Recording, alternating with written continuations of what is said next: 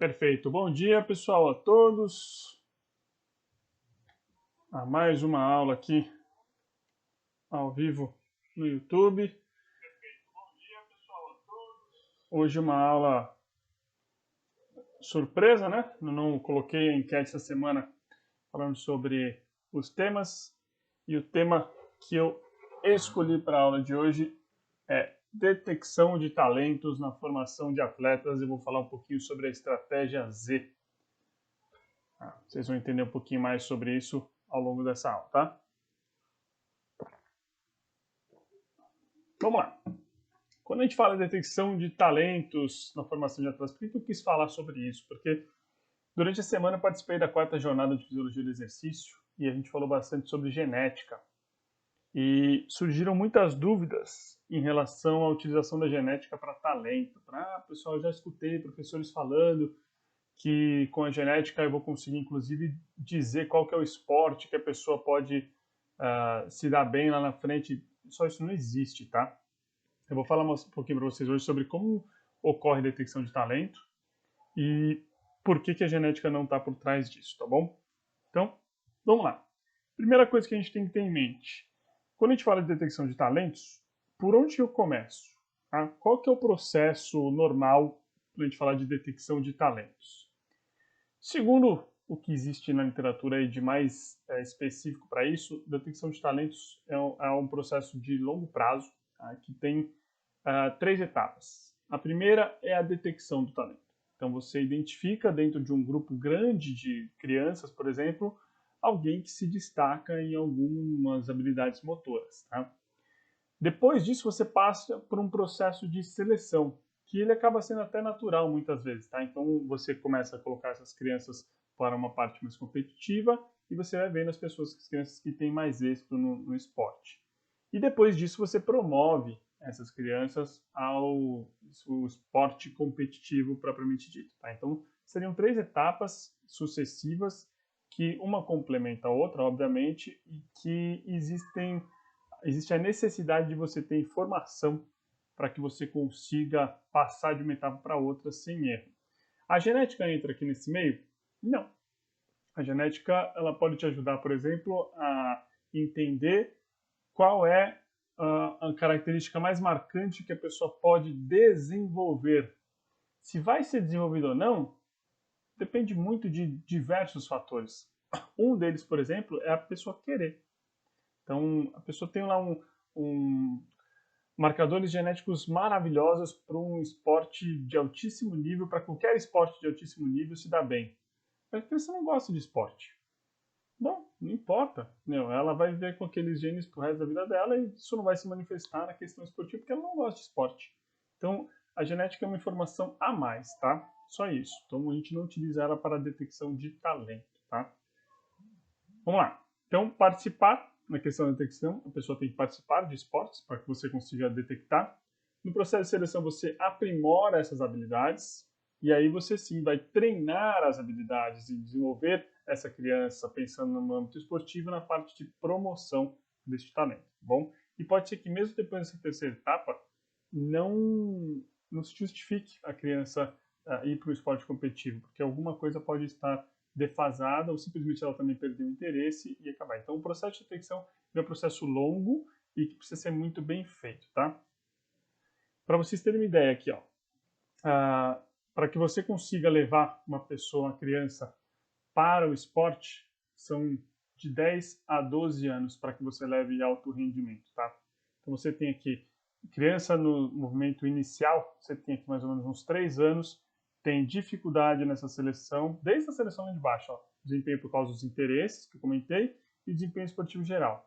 Depois passa por uma dificuldade do desempenho esportivo na modalidade que ela pegou, então teste, desempenho em competições, conciliar estudo com esporte, tudo isso influencia bastante. Depois, quando a criança passa por uma fase de jovem, mais 5 ou 6 anos de treinamento, a mesma coisa. Desempenhos em competições e entra a questão psicológica também, como que a pessoa lida com o fracasso e com o sucesso, e o desempenho específico dentro dos treinos e das competições, para que se torne um atleta de alto rendimento depois de anos e anos treinando. Então, não é fácil você formar um atleta. Não é fácil você pegar uma criança que tem interesse no esporte ali com 4, 5 anos de idade e depois de 10, 12 anos você olhar para ele e falar assim, opa, você está pronto para a competição realmente, você vai se tornar um adulto atleta. Não é fácil chegar nesse ponto. Existem vários gatilhos no processo que fazem com que a criança se disperse, tá? Vamos entender como é que são as estratégias que ocorrem no Brasil na detecção de talento e como é no resto do mundo, para que a gente possa entender de uma vez por todas por que o Brasil, um país continental, não consegue formar tantos atletas como países menores que o nosso, por exemplo, o Reino Unido, a Grã-Bretanha, que está sempre entre os 4 melhores nas Olimpíadas, por exemplo, com um país bem menor que o nosso. Quais são as estratégias adotadas nos países lá fora, tá? Olha só, notícia aqui do Brasil 2017. Para formar atletas, Centro Olímpico de São Paulo gasta R$ 800 por jovem, tá? Mensal por jovem.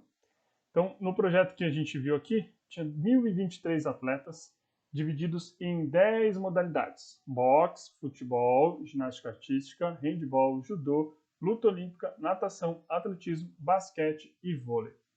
10 modalidades, 1.023 atletas, tá? Ganhando aí R$ 800 mensais. Na verdade, o ganho não é dele, tá? Esse aqui é um valor investido por pessoa no projeto, ok? Muito bem.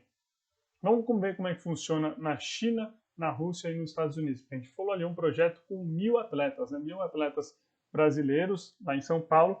Vamos ver como é que funciona na China, na Rússia e nos Estados Unidos, tá? Lá, o esporte nas escolas é uma receita comum a essas 3 potências. Na China, pessoal, crianças com 6 anos de idade, elas já são detectadas e separadas por biotipo, por aptidão e por interesse. E aí, de acordo com esse biotipo, aptidão e interesse, eles são deslocados para os colégios esportivos. Lá na China tinha, pelo menos em 2012, quando foi feita essa matéria, 310 colégios esportivos abrigando 130 mil alunos. A gente acabou de mostrar um projeto aqui em São Paulo, que é um dos maiores dentro do Centro Olímpico, que tinha mil atletas, 1.000 crianças, atletas, dividido em 10 modalidades. Está falando de 310 colégios esportivos com 130 mil alunos, tá? E outra, isso aqui é colégio. Lá o que a gente mostrou aqui no Brasil é o Centro Olímpico, é fora da escola, tá? Rússia, 14 anos. 14 anos você faz ali avaliações especiais. Ela chegou no 14 anos já fazendo esporte, tá? Desde pequena. Você faz algumas avaliações especiais e aí, dependendo do desempenho, elas são levadas para as escolas olímpicas. São 36 escolas de reserva olímpica, sendo 4 só em Moscou, com 320 alunos cada. Pessoal, 320 alunos, se fossem 10 escolas, seriam 3.200. São 3, então são 9.600, mas são 36, então um pouquinho mais do que isso. Vai 10.000 alunos em escolas de reserva olímpica. Há crianças que praticaram esporte desde pequenininha, e aí quando chega por volta dos 14 anos, são direcionadas para esportes específicos de acordo com as suas avaliações especiais. E nos Estados Unidos? Estados Unidos, olha só, escola padrão nos Estados Unidos, 1.800 alunos em média, sendo que 580 praticam esporte. São oferecidas essas escolas, na escola padrão nos Estados Unidos, 31 modalidades. Os uniformes e equipamentos são cedidos aos alunos e não pagam nem pela escola. Para entrar numa escola padrão dessa, basta você morar na cidade. Geralmente em torno de 30 mil habitantes você tem uma escola dessa. Para cada escola, investido 85 milhões de reais no prédio de esportes. A criança ela é condicionada a praticar esporte desde pequena, seja na China, seja na Rússia, seja nos Estados Unidos, seja em outros países, mas esses são os 3 que eu trouxe para cá como exemplo e vocês vão entender o porquê daqui a pouco, tá? Vamos ver aqui, o número de participantes no colegial aqui de natação e mergulho, tá? Em 2009, 2010 até 2016, 2017. Então, um período aí de 7 anos, tá? O azulzinho claro aqui são os meninos, o azulzinho escuro são as meninas. Número de participantes, em torno de 300 mil 300 mil jovens nos Estados Unidos participando de competições de natação e de mergulho. Tá? 300 mil. Para tênis, no mesmo período, em torno de 350 mil jovens nos Estados Unidos em escolas participando de competições de tênis. Voleibol, você tem aí uma quantidade muito maior de meninas do que de meninos, tá? Mas você tem em torno de 450 a 500 mil jovens participando de torneios de voleibol no colegial. Só de meninos aqui, ó, são 50 mil, 57 mil no período de 7 anos. Isso se reflete diretamente, pessoal, no estado olímpico. Olha só, Sydney 2000. Primeiro lugar, Estados Unidos, Rússia, China. 4 anos depois em Atenas, primeiro lugar, Estados Unidos, China, Rússia. 2008, depois em Pequim, China, Estados Unidos, Rússia. E aí em Londres, 2012, Estados Unidos, China, Grã-Bretanha, porque foi lá nos jogos, né? E Rússia. E no Rio, em 2016, como é que foi, pessoal? Rio 2016, Estados Unidos, Grã-Bretanha, China, Rússia. Pessoal, não é segredo que esses são os principais países esportivos no mundo, com desempenho esportivo no mundo. E não tem segredo porque lá o esporte é levado a sério desde pequeno. Se a gente for um pouco mais a fundo e entender a história por trás da China, da Rússia e da Alemanha, vocês vão ver que tem uma questão política por trás, tá? Pesquisem depois direitinho, se vocês quiserem, procura num livro chamado Tratado Geral de Treinamento Esportivo, eles contam a história todinha por trás disso, desde Hitler, tá? Até hoje, como é que funciona e por que o esporte era tão importante, ok? Mas a questão é, o esporte ele é desenvolvido desde pequeno. As crianças são levadas a praticar esporte desde pequeno, numa quantidade de pessoas enorme. Então você vê lá 300, 400, 500 mil crianças jovens ali nos Estados Unidos praticando esporte. Como é que você faz para detectar talento? Pessoal, nem precisa. Você tem tanto esporte, tanta criança praticando esporte por tanto tempo que a seleção ela é natural. Eles vão chegando, vão evoluindo, e eventualmente eles vão começar a participar de competições, sendo convocados para seleções de base, e o atleta chega pronto. O Brasil, com o tamanho que ele tem, continental, se tivesse um programa nesse sentido, o Brasil seria a maior potência olímpica para o resto da vida. Só que a gente não tem programa sério assim. Então a gente precisa se matar para tentar encontrar talento esportivo. Você que trabalha aí na área, você que trabalha em escolinha, tudo, você sabe perfeitamente que às vezes você encontra uma pessoa que é fora de série e não tem oportunidade para colocar ele num clube ou começar a participar de competições porque a gente não tem esse incentivo. Então, a nossa detecção de talentos ela tem que ser muito melhor, muito bem feita. Às vezes surge um cara fora de série, mas eu diria para você que no Brasil nós temos vários jovens que seriam fora de série se tivessem oportunidade.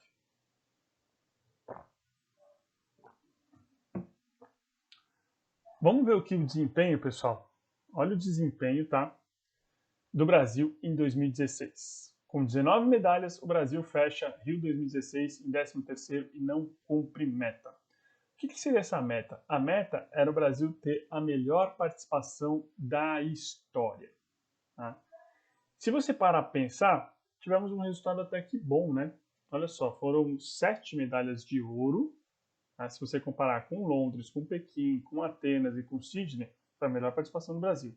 6 de prata, se você comparar com Londres, Pequim, Atenas e Sydney, foi a melhor do Brasil. E 6 de bronze. Tá? Então, você percebe que temos um número de medalhas grande, 19 medalhas.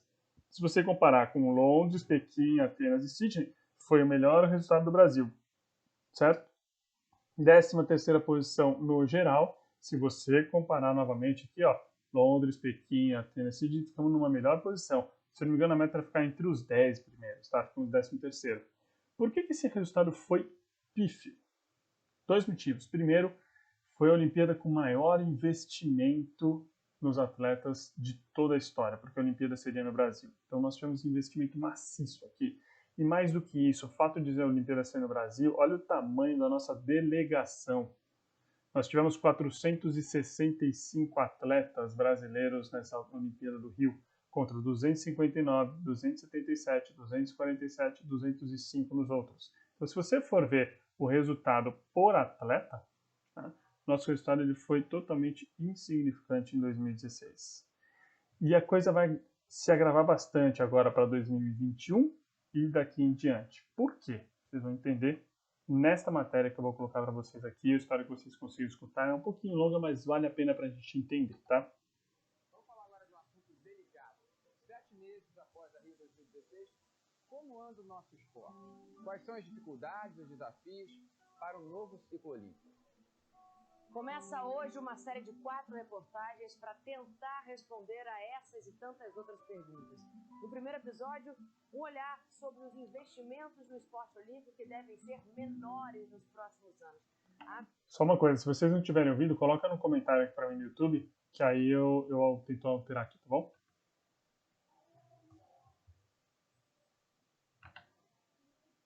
Vamos falar.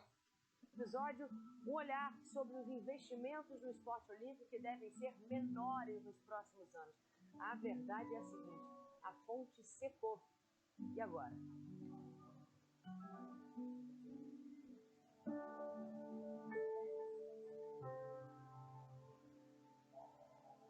Tem algo de errado, e muito errado. As imagens da festa, daquela alegria, não combinam com essa melancolia. Hoje parece tudo tão distante. De uma época em que pousaram discos voadores, naves vindas de um planeta próspero, opulento, que podia se dar ao luxo de dar festões e convidar todo mundo. O Brasil se apresentou para o planeta como uma porta-bandeira em vestido de gala. Porque a nossa maior festa, o Carnaval do Rio, é uma perfeita imagem da diferença. Nossa exuberância e animação são reais. Já as fantasias luxuosas e os carros alegóricos são de um mundo de fantasia.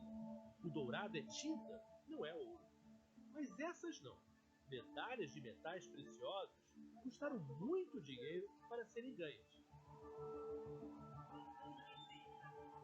E como está o Brasil de dinheiro?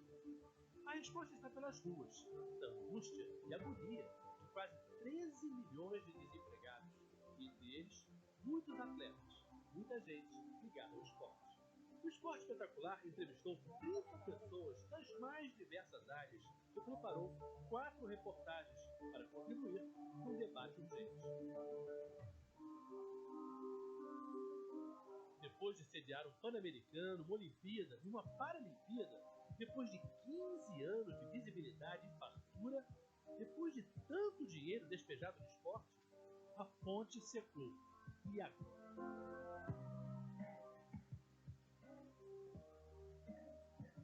Não há dúvida que a dificuldade será infinitamente maior. A minha maior decepção, que eu posso dizer depois dos Jogos Olímpicos, é não ter a estrutura que me auxilia a ter bom resultado. A gente também tem que criar menos dependência do dinheiro público. Esse legado está sendo muito ruim. Quer dizer, não foi trabalhado esse legado. Então nós estamos iniciando um ciclo olímpico, na verdade, com a menor expectativa de recursos que a gente tem da história. Talvez uma das faces mais cruéis de toda essa crise sejam as portas fechadas dessas estruturas caríssimas, onde falta dinheiro para manutenção. Para o brasileiro que vem aqui e que vê tudo isso, a sensação é como ter uma Ferrari e não ter dinheiro para gasolina. Mas não é no Rio que se joga esse jogo. Quando se fala em dinheiro para abastecer tudo isso, o poder de verdade não está nem nunca esteve aqui. Futebol à parte, o dinheiro que sustenta o esporte no Brasil vem daqui, da capital federal. Quem paga é você, o contribuinte. O esporte brasileiro ele é financiado basicamente pelo poder público. Os dados mostram que 94% dos recursos investidos nos últimos anos no esporte de alto rendimento provém do governo federal. E uma pequena parcela dos governos dos estados e dos municípios. E apenas algo próximo a 2% vem sendo aplicado pela iniciativa privada. No total, 98% de dinheiro público. E de onde vem tanto dinheiro para sustentar todas essas entidades? COB, confederações, clubes, atletas? Imagine 6 torneiras, meia dúzia de fontes de financiamento, todas públicas. A primeira e a maior delas é a da Lei Agnello Piva, que dedica 3,2% da renda das loterias federais, divididos entre o COB, o Comitê Paralímpico e a Confederação Brasileira dos Clubes. Volume de dinheiro que tem diminuído nos últimos anos, porque por conta da crise, as pessoas estão jogando menos na loteria. A segunda torneira é a Lei de Incentivo ao Esporte, onde o imposto de renda das empresas pode ser direcionado diretamente para projetos esportivos. Tem também a Bolsa Atleta e a Bolsa Pódio, que ajudam atletas de elite ou que têm boa chance de chegar a esse nível. A quarta torneira são os convênios acertados diretamente com o Ministério do Esporte. A quinta é uma das mais importantes, com patrocínio de empresas estatais, como os Correios, a Caixa Econômica Federal, o Banco do Brasil, a Petrobras, a Infraero, o BNDES e a Eletrobras.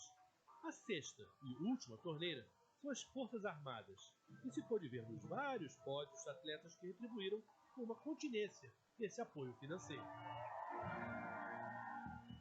O TCU anunciou a soma de gastos públicos entre 2010 e 2014. São quase 9 bilhões de reais em 5 anos. Os dados de 2015 e 2016 ainda não foram divulgados, mas foram anos em que os gastos aumentaram por causa da Olimpíada. Então a gente tem 6 torneirinhas abertas com a mesma fonte, recurso público. O que aconteceu nos últimos anos, Marcos? Agora é uma opinião minha, do Luiz, né? A gente teve um ciclo vicioso de dependência do poder público, a intervenção do poder público. O TCU, o Tribunal de Contas da União, deu uma olhada numa parcela pequena das contas de 10 confederações e também do COB, do Comitê Olímpico do Brasil, do Comitê Paralímpico e da Confederação de Clubes. E o TCU não gostou do que viu. Como são recursos públicos, é muito importante que eles sejam geridos com transparência, que seja possível avaliar em que foram gastos, com quem foram gastos, que preço foi pago por determinado serviço, de quem se comprou, como é que se selecionou o fornecedor, o prestador de serviço. São verificações básicas que é importante que a sociedade saiba como está sendo gerido o seu recurso. E na prática, a gente vislumbrou, a gente constatou que em muitas das entidades essa verificação não é possível, ou quando possível revela problemas sérios. Há muitos indícios de direcionamento das contratações e de fraude aos processos de contratação. E isso é muito crítico, isso viola de morte um dos princípios fundamentais da gestão dos recursos públicos. O relatório do TCU é apenas a ponta de um iceberg de gastos que eles querem que sejam explicados tintim por tintim.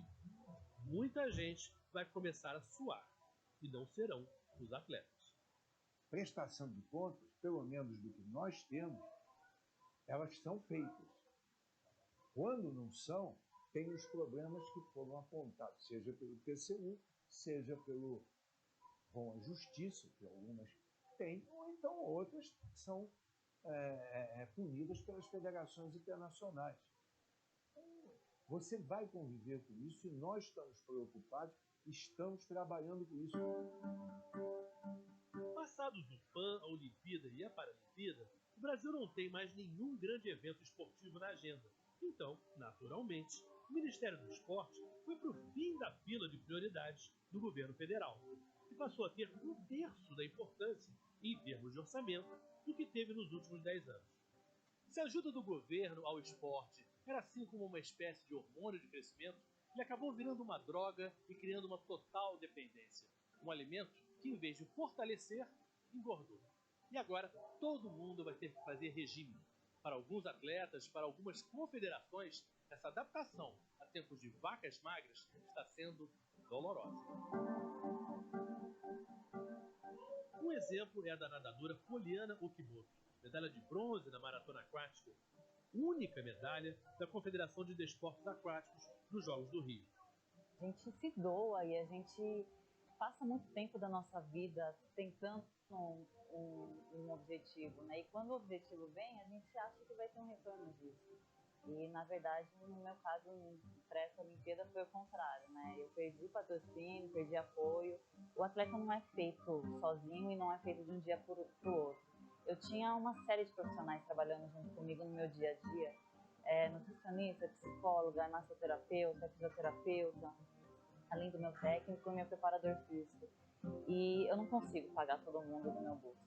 Outras confederações têm problemas similares, porque o fluxo de dinheiro dessas 6 torneiras que financiam o esporte muitas vezes converge para um ralo chamado má gestão. Um estudo feito por várias universidades internacionais analisou o desempenho de entidades que ajudam a desenvolver o esporte. 15 países participaram e o Brasil ficou no grupo dos 5 que mais gastavam, junto com Austrália, França, Japão, Coreia do Sul, todos países bem mais ricos. Mas é claro, existe uma grande diferença entre gastar e gastar bem.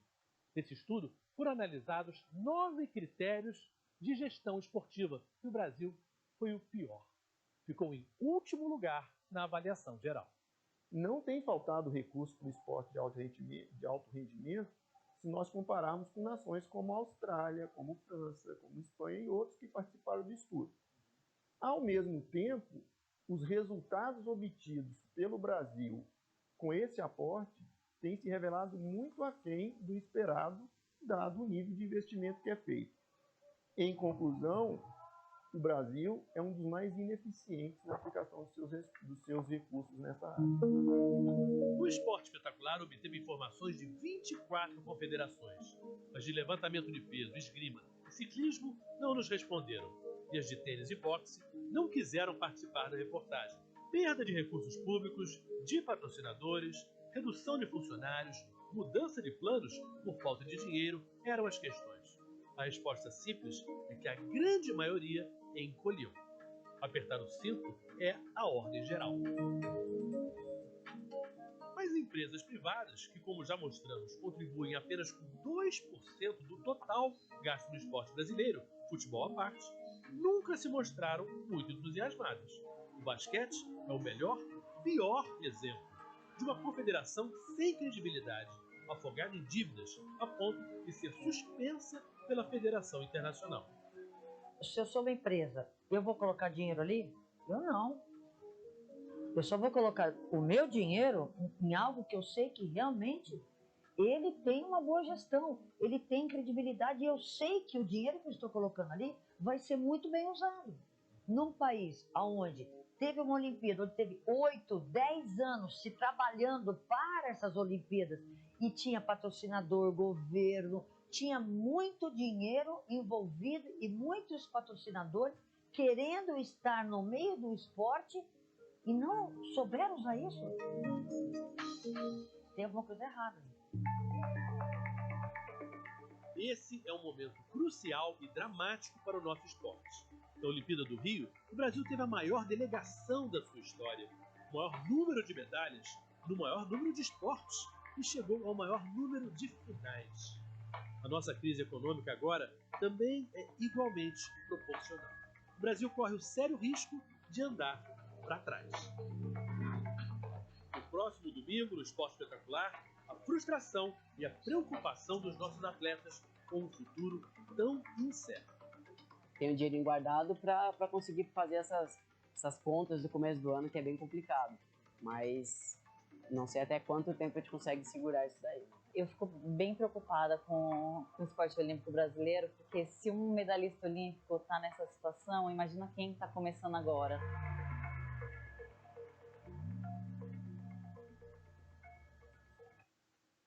Bom, vocês ouviram aí,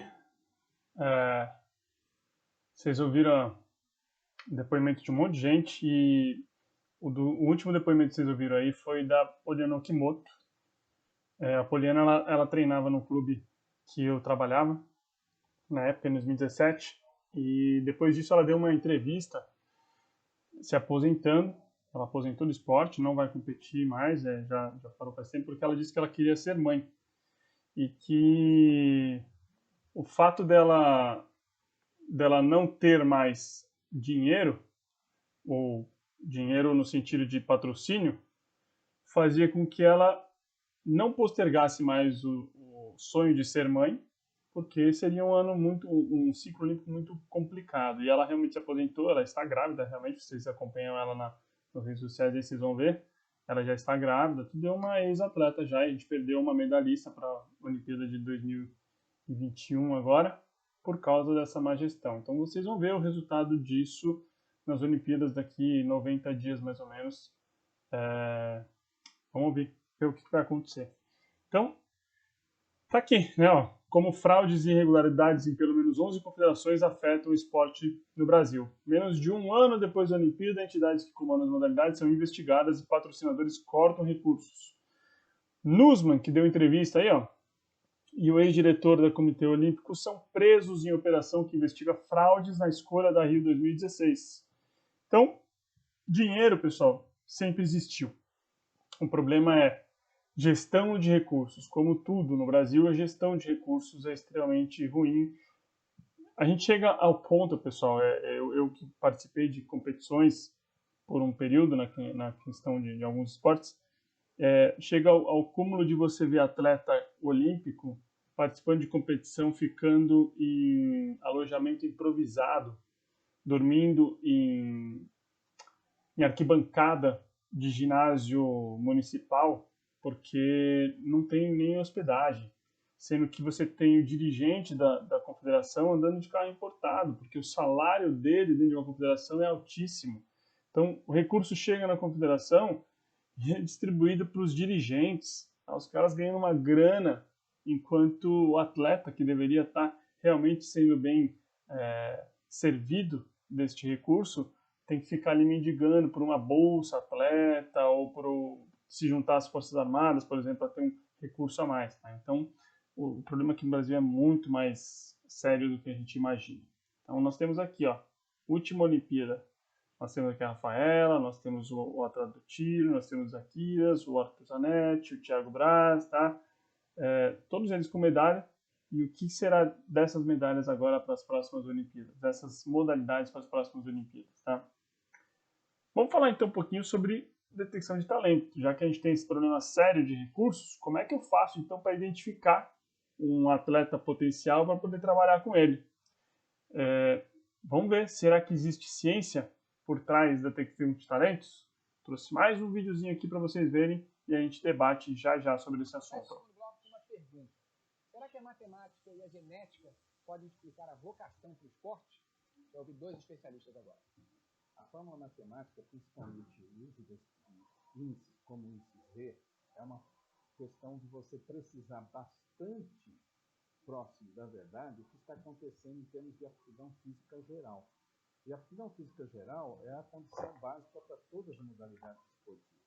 Então, se o pesquisador tiver a possibilidade de analisar esses índices através de uma equação matemática, ele vai ficar muito mais próximo da verdade, ele vai ficar muito mais próximo de errar menos. É o que a gente tem feito nesses 40 anos na frente do Salafistas, em que a gente criou uma estratégia Z, que utiliza um índice Z, que é um índice que já existe na matemática há muitos anos, mas que mede simplesmente o quê? Quanto cada pessoa se afasta da média em termos de unidades de desvio padrão. O que é isso? Quanto uma pessoa está longe da média, independente da idade. Então, nós vamos comparar o resultado do seu filho, o resultado da sua filha em relação à população normal da idade deles e ver quanto que eles estão afastados ou não. Vamos comparar quanto uma seleção, quanto um atleta olímpico deveria estar afastado. E vamos ver se ele tem mais características próprias de representar o Brasil nas diferentes modalidades esportivas.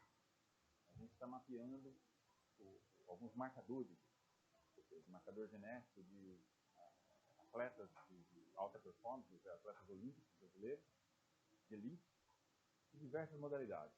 Então a gente analisou hoje mais de 800 atletas de diferentes modalidades, desde atletismo até tênis. E a ideia, a gente quer saber que marcadores genéticos são importantes para determinada atividade esportiva.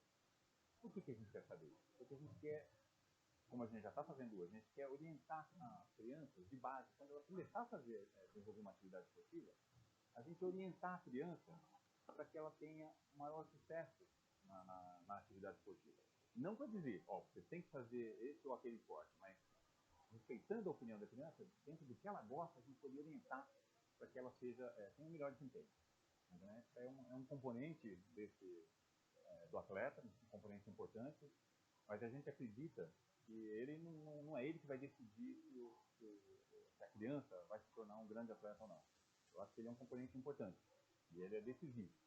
Mas, obviamente, que a gente tem que contar onde essa criança nasceu, que tipo de educação ela teve, os estímulos, outros estímulos ela está tendo para realmente chegar ao seu campeão. Então, genética é importante, mas é uma parte da história.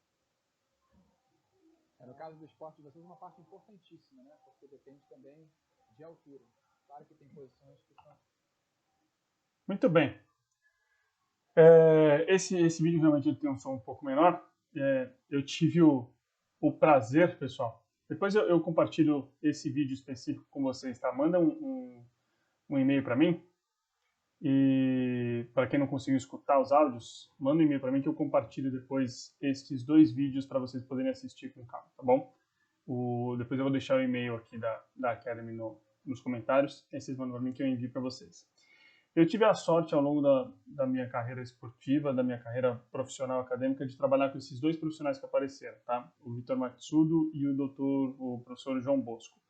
Em 2001, ainda na minha graduação, eu fiz o estágio no Celafis, é um estágio de 1 ano. Participei lá do projeto do Agita São Paulo, do Agita Mundo. Inclusive, eu participei da organização do primeiro Agita Mundo, junto com o Ministério da Saúde, acho que foi alguma coisa assim. E a gente participou também do projeto Ilhabela com eles, e eu vivenciei de perto essa questão da estratégia Z. E depois, para o meu mestrado, eu trabalhei junto com o Dr. João Bosco, inclusive hoje eu faço parte do projeto Atletas do Futuro, um dos pesquisadores do projeto. Então, eu sei exatamente o que eles fazem e a importância dos dois. É exatamente isso que eles disseram, tá? O João, ele trabalha com esses marcadores genéticos e a gente tem a clareza de que eles não servem para a gente definir qual esporte a pessoa vai fazer. E sim, dependendo do esporte que ela for fazer, de que forma que a gente vai melhor desenvolver as capacidades dessa pessoa, tá? E a estratégia Z do Vitor, ela é fantástica, porque na verdade é uma estratégia estatística que já existe há muitos anos. O índice Z é uma estratégia muito simples. O que você faz? Você divide a média pelo desvio padrão. Então eu tenho a média que é minha, a média que é geral, pego o meu valor, então eu tenho a média e pego o meu valor. E eu divido isso pelo desvio padrão para saber, olha, quantos desvios padrões eu estou da média. Então, eu vou mostrar para vocês por que ela é tão importante, por que ela funciona bem, tá? Nesse vídeo, a Hortência ainda fala, ela fala, eu quando fui pequena eu fui avaliada pelo Dr. Vitor Matsudo. E ele fala sobre ela, ele fala sobre os resultados dela, tá? Mas como tá baixo eu vou passar e depois eu mando para vocês esse vídeo, tá? Legal, então vamos aqui ao modelo de detecção, pressão e prognóstico de talentos do Celafis. Como é que funciona? Você faz lá os testes de aptidão física, que aí vai depender, obviamente, da sua expertise no esporte. Geralmente, quando eu trabalhava com categorias de base, a gente procurava os testes que as seleções de base faziam, para aplicar nos nossos atletas também, para a gente ter também os índices comparativos com quem é o melhor atleta na modalidade, e aí a gente ter realmente um parâmetro para dizer se essa pessoa estava apta ou não dentro da idade dela. E aí melhorar o treinamento em cima disso. Então você pega os testes, utiliza alguns critérios de referência e aplica a estratégia Z.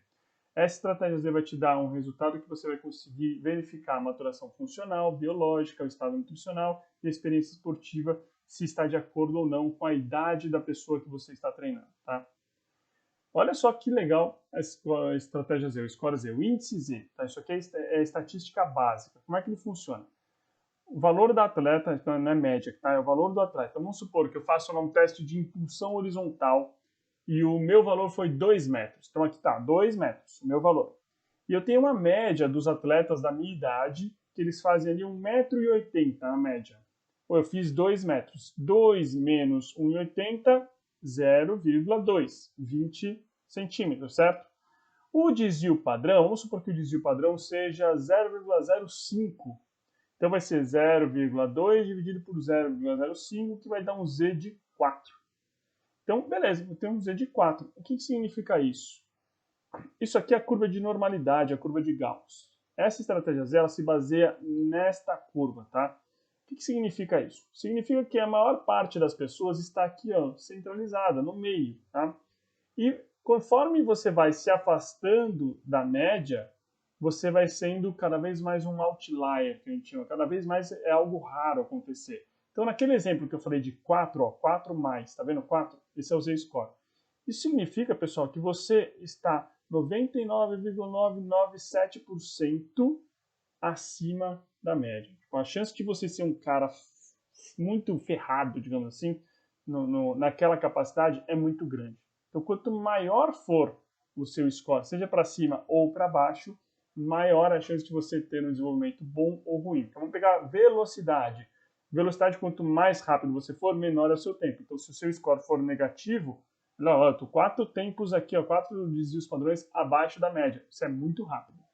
O que a gente estabelece é que geralmente acima de 2 desvios padrões, de 2 scores Z, é porque a pessoa realmente ela é boa naquele esporte. Pra vocês terem uma ideia, se eu não me engano, a Hortência, pelo que o Vitor fala, ela tinha score 7. Score 7. 7 desvios a mais do que o pessoal em questão de agilidade, por exemplo, que é extremamente importante, por exemplo, o basquete. Impulsão, ela era muito boa e tudo mais. Tinham vários fatores. Então, não é um teste. Então, tem vários testes físicos e aí eu vejo que a pessoa, um deles está acima da média e fala, essa pessoa é muito boa. Não, ela é muito boa em um aspecto. Mas será que no geral do esporte ela vai ser boa? Então, é bom a gente ter vários aspectos, vários testes e conseguir comparar esses scores aí com isso, tá? Deixa eu mostrar para vocês aqui alguns testes interessantes. Isso aqui é do grupo de cross country do Canadá. Então você tem aqui, ó, homens e você tem mulheres. E esses são os resultados de acordo com a idade. Você percebe que conforme a pessoa vai aumentando a idade, vai aumentando o score dela. Ela vai ficando cada vez mais forte, certo? Então se você conseguir, por exemplo, ter uma criança aqui de 12 anos, tá? Um menino de 12 anos, que ele tem força de 195, você fazendo o score, você vai ver que provavelmente essa pessoa está acima da média. Então você já começa a ficar de olho naquele atleta. Opa, peraí, ele tem uma força acima da média para a idade dele. Será que isso é um processo maturacional, porque ele já se desenvolveu um pouco antes dos outros, ou isso vai se manter? Então chegam lá nos 15, 16 anos, de repente, aí equalizou. Ou seja, ele tem um período de maturação antes dos outros. Não era um talento, não era algo que ia se aflorar. Ou não, ele chega nos 16 anos e agora ele tem um valor próximo dos 19, por diante de um atleta que tem um talento específico para tal capacidade, que no caso aqui seria a força. Ele é superior aos outros na questão de força. Então, um modelo matemático consegue te dizer com maior precisão se aquilo que você avalia realmente está ocorrendo na prática, tá? Então aqui, ó, por exemplo, 14 anos, média 250, vamos considerar um desvio padrão de 10. Se compararmos ele com o grupo de 15 anos, com o mesmo desvio padrão de 10. Tá? Então, vamos ver. 250, 14 anos. 14 anos, 250. Ó. 250. Vamos comparar ele com 15. 230 é o 15. Percebe? Ele ainda assim está acima. E aí, como é que eu faço? O que eu faço para utilizar essa estratégia? De que forma que eu aplico isso? Tá? Vamos ver aqui, ó. Aqui um aptidograma da estratégia Z do próprio Selafis, no mesmo artigo, se é a ciência da detecção de talentos. Então tem aqui, ó, altura, peso, adiposidade, VO2, corrida de 40 segundos. Para quem não conhece, o Selafis tem um protocolo, um perfil de aptidão física que envolve vários testes, tá? Então esses aqui, ó, VO2, corrida de 40 segundos para potência anaeróbia, então a distância que ele faz, né, em 40 segundos, por isso que é mais. Velocidade para 50 metros é menos. Impulsão horizontal, impulsão vertical sem ajuda dos braços, com a ajuda dos braços, o Chateaurin, dinamometria manual e força abdominal. Então você tem aqui um atleta, e aqui seria a média. Você tem um atleta que tem score Z 2,5 para essa altura, 2 para altura, 4,5 para VO2, menos 2 na velocidade, 3 para impulsão. Você percebe que isso aqui é um atleta que está acima da média? Então, se eu faço vários testes com todos os meus atletas e começo a identificar isso, eu consigo olhar e falar, legal, quais esportes seriam legal esse atleta participar? Então, eu vou procurar um esporte que tenha uma necessidade de um VO2 elevado, com uma capacidade de velocidade rápida também, mas que também sirva de impulsão, legal. Pô, talvez colocar esse rapaz aqui no basquete. Interessante, talvez ele tenha, porque ele tem altura também, ó. Talvez seja um atleta legal para começar a ir para o basquete, para o vôlei. Pensando dessa forma, eu consigo já mapeando alguns esportes para a pessoa ir. Aí ela tem o interesse dela. Eu não gosto de vôlei, eu gosto de basquete, não, eu gosto de futebol, eu gosto de corrida, eu gosto de atletismo. Alguma coisa que você vai conseguir encaixar e falar, legal, esses esportes têm essa característica geral, você se enquadra muito bem para a sua idade, você está acima da média. Então, talvez seja legal a gente direcionar para isso. Né? E aí nós temos avaliar as capacidades, as básicas primárias, depois as capacidades secundárias e todas as capacidades na sequência até a gente conseguir identificar potência nesses atletas. Se a gente conseguir mapeando ao longo do processo evolutivo dessa criança todas as capacidades e comparando ela com as crianças da mesma idade, percebendo que ela está sempre um pouco acima, você consegue ir mapeando isso e melhorar e começar, talvez, a identificar possíveis talentos para alguns esportes. Porque os esportes, já sabemos que eles têm algumas características específicas. Dentro força, resistência e velocidade, você percebe que você tem aqui algumas características específicas. Então, aqui é força, aqui é fast, velocidade, e aqui é endurance. Você começa a perceber que tem umas características específicas que eu consigo controlar, baseado no score Z, identificar e falar, legal, olha só, a pessoa tem umas características muito próximas aqui, muito medianas, talvez aqui para um rugby seja legal. Não, ele tem uma característica muito de endurance, talvez uma cara mais de 10 mil metros, um ski cross country, um tênis, para um rapaz que tem aqui um pouco mais de força, tá mais centralizado na questão de força e endurance, você talvez tenha um jogador de futebol, tem vários esportes que você consegue mapear dessa forma e baseado no score Z falar, legal, esses são os esportes que você mais vai estar bem. Tá? Deixa eu mostrar para vocês aqui resultado real, tá, de uma análise de natação que eu fiz junto com uma equipe de preparação física no clube que eu trabalhei. Testes que a gente fez. Velocidade total de 30 metros, tá? Tem 30 metros para a gente ver a distância que a pessoa... 30 minutos, desculpa, a distância que a pessoa fazia. Velocidade para 100 metros, teste de 50 metros, teste de 400 metros e a velocidade crítica em 100 metros, tá? Então, esses três aqui juntavam a velocidade crítica e aqui é o teste T30. Então, nós temos 6 variáveis que a gente avaliava. Olha que interessante, atletas da categoria PETIS, então você tem o atleta A, o B, o C, o D e o E, e a gente fez uma comparação pelos Z-score deles aqui. Olha que interessante, o atleta C. Dentro da mesma categoria, ele tinha um score de 1,64 para distância e para velocidade no T30. Ou seja, para um teste de resistência, ele ia ficar 1,6 vezes mais longe do que o restante. Já quando você ia para velocidade, a velocidade nos 100 metros era muito maior, porque o score é menor aqui, para 50 metros, para 400 e a velocidade crítica. Aqui eu estou perto de uma pessoa que eu posso definir rapidamente se essa pessoa quer ir para a velocidade ou se essa pessoa quer ir para a maratona, por exemplo. Provavelmente ela vai estar bem nos dois. Já o restante do grupo tinha um comportamento parecido, percebe? Tinha aqui uma distância um pouco média, depois uma velocidade aqui que subia, ficava um pouco todo mundo na média. Um atleta que se desponta. Isso aqui é uma pessoa para a gente ficar de olho. E a gente começa a comparar essa pessoa depois com o resultado da categoria acima. Se a gente coloca o resultado dessa criança na categoria acima e fica próximo, a gente pode inclusive tentar levar ela para fazer alguns treinos já na categoria de cima, para já diferenciar ela. Já aconteceu, por exemplo, com esta atleta aqui, do tênis. Atleta M no tênis, numa mesma categoria, se eu não me engano, era de 14 anos, acho que ela tinha 14 anos, e ela começou a treinar depois disso com atletas de 16. Por quê? Para os 14 anos, vários testes, teste de agilidade, teste de velocidade e teste de potência. Em todos eles, ela era muito superior ao pessoal da categoria dela. Então, como passava o treino junto com a categoria dela, o treino ficava muito fácil, muito leve. Então a gente começou a fazer alguns treinos ao longo da semana, numa categoria acima de 16 anos, treinos físicos, para que ela conseguisse realmente utilizar aquele potencial que ela tinha. Ela começou a ganhar jogos sequenciais, sendo que não era das atletas que tinha maior experiência no tênis. É uma atleta que tinha começado há pouco tempo, tá? Mas ela tinha realmente uma disposição física muito maior, que a gente conseguiu aprimorar, e ela foi ficando cada vez melhor dentro da idade dela. Tá? Então é isso, pessoal.